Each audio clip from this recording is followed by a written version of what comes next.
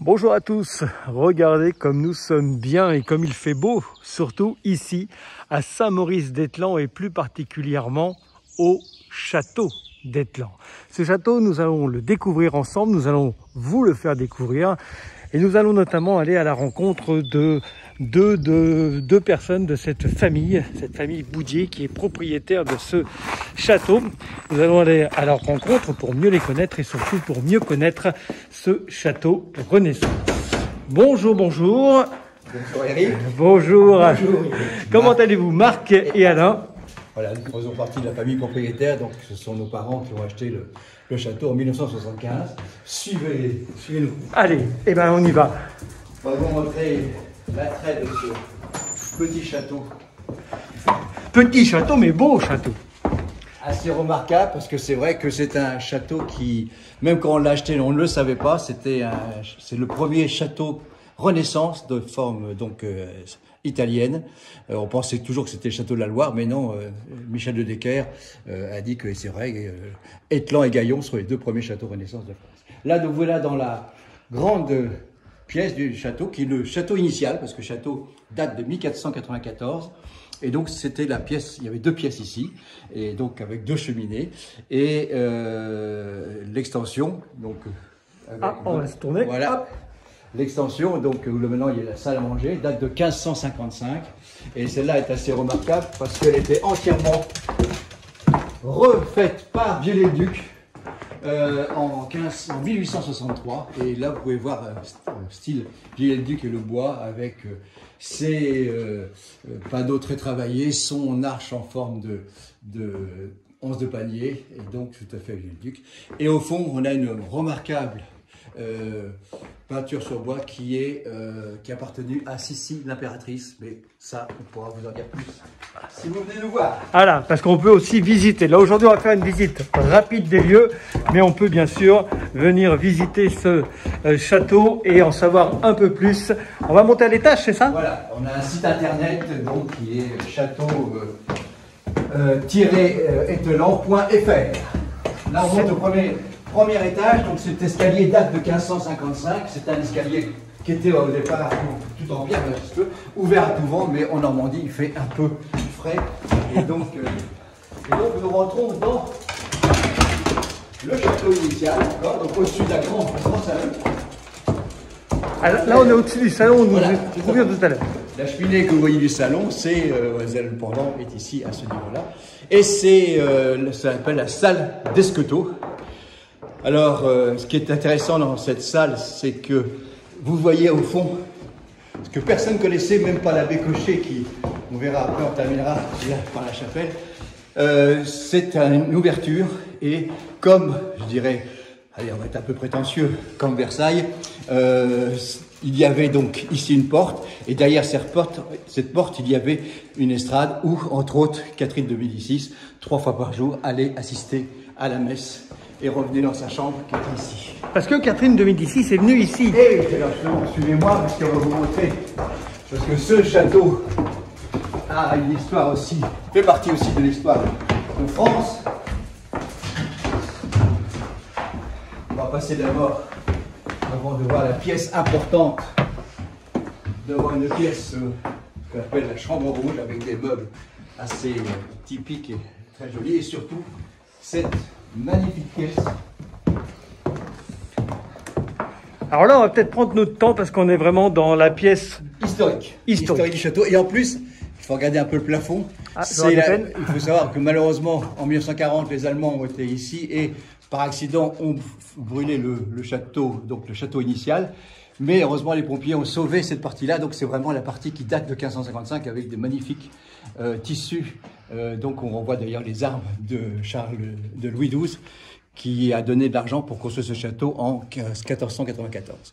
Ici est important parce que vous voyez, on a simulé une robe de Catherine de Médicis parce qu'en 1563, Catherine de Médicis, pour des questions, je dirais, politiques, a décidé, donc elle est venue ici après avoir repris Le Havre aux Anglais, elle a décidé de faire, donc fêter ici, mais le roi avait que 13 ans et la majorité du roi était 14 ans.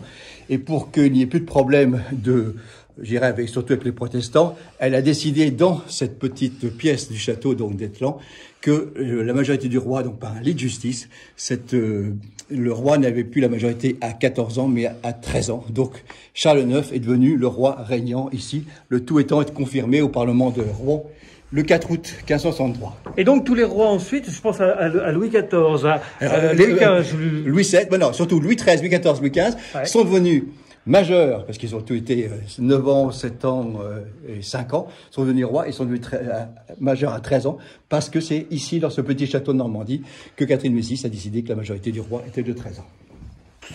Eh bien, dites-moi. Et donc là, on va redescendre. On va redescendre, parce que oui, c'était un petit château, mais qui, alors, il a aussi une histoire familiale, parce que c'est quand même un sacré challenge d'acheter. Les parents ont fait... on va un petit peu, avec les 3 garçons, hein, parce qu'on était 3 garçons, et c'était aussi avec l'accord des 3 garçons de pouvoir aider, et nous sommes la 2e génération, la 3e et la 4e sont déjà impliqués, et ils viennent souvent ici, on fait des chantiers de travail pour pouvoir donc améliorer, parce que il faut faire vivre. Alors là on est dehors, donc au niveau du son ça ne sera pas tout à fait aussi bon qu'à l'intérieur. Et là on va arriver dans le joyau d'Étlan, qui est la chapelle, donc vous voyez, qui est totalement attenante au château. Et cette chapelle, elle est remarquable. Je vous ai parlé tout à l'heure de l'abbé Cochet. L'abbé Cochet était le spécialiste à recenser toutes les chapelles de Normandie et des églises. Et il dira que cette chapelle, vous voyez, qui est absolument extraordinaire. Magnifique. Parce que vous voyez que certains vitraux sont d'origine, hein, 1494. Les peintures murales sont d'origine, les statues sont d'origine et classées d'ailleurs.